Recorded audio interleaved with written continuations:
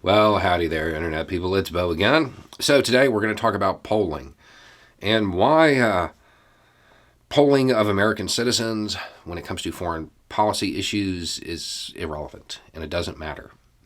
And it is almost never taken into account when leaders are making decisions.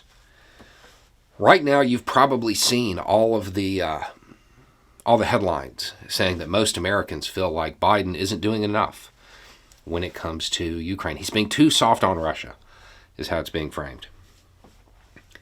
So what we're going to do is we're going to go through 3 questions from that poll. And you're going to understand by the end of it why foreign policy people do not care what the American public thinks. Okay, so let's start with this question. Recently, some have called for the North Atlantic Treaty Organization, which includes the U.S., to enforce a no-fly zone over Ukraine. Would you approve or disapprove of a no-fly zone? 27.26% strongly approve. 41.22% somewhat approve. Here's another question. Some have argued that a no-fly zone would result in NATO entering a war with Russia. Given this information, would you approve or disapprove of a no-fly zone over Ukraine? Suddenly, those numbers drop, and strongly approved is 16.89%, and somewhat approve is 35.51%. Then we have this question. Suppose stronger economic sanctions do not stop Russia from taking military actions in Ukraine. Would you favor or oppose deploying U.S. troops into the conflict?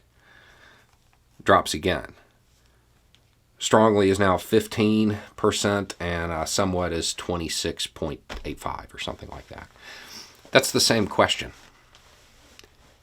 Same question, phrased 3 different ways, 3 drastically different answers. Which one is the most accurate phrasing? The one that says, deploy U.S. troops into the conflict. And it goes back to that whole boots on the ground conversation and why drones are more likely to increase intervention because we feel like there isn't a risk. But there's always a risk. It's always there.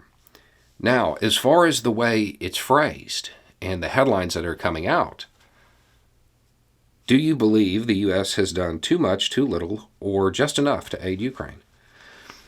The headline is, people believe that he's done too little, that he's too soft on Russia.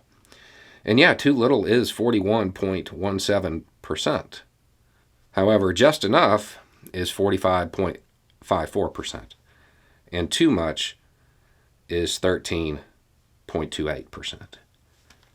Meaning that most people, the majority of people, believe that he's doing the right amount or too much.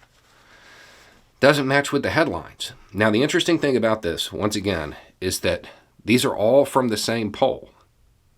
The same people answered these questions in these different ways.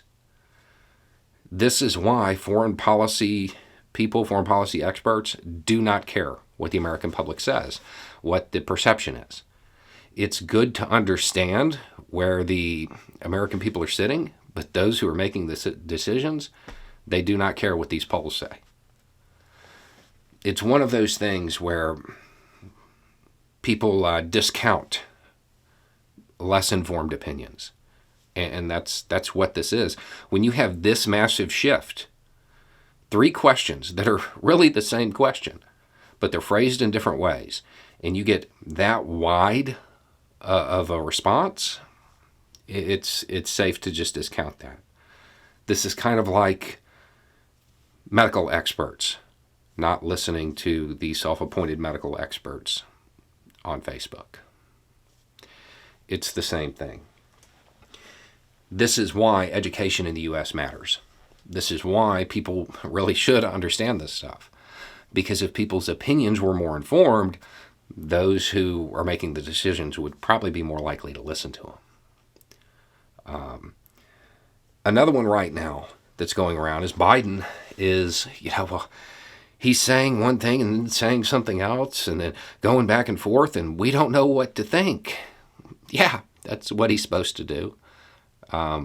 Recently, we talked about it on the channel, when we were talking about information operations and how we, as spectators, wind up getting caught up in it. When he is sitting there and he's talking, most of that information is for Moscow. It's not for us. We're bystanders in it.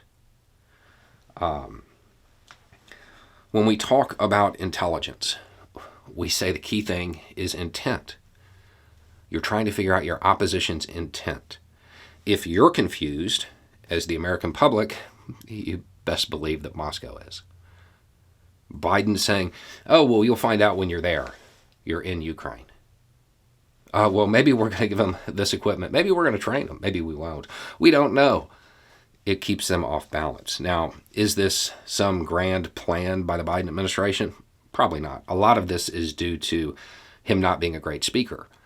But it helps. It doesn't hurt. It throws them off balance. It makes it harder for them to discern intent.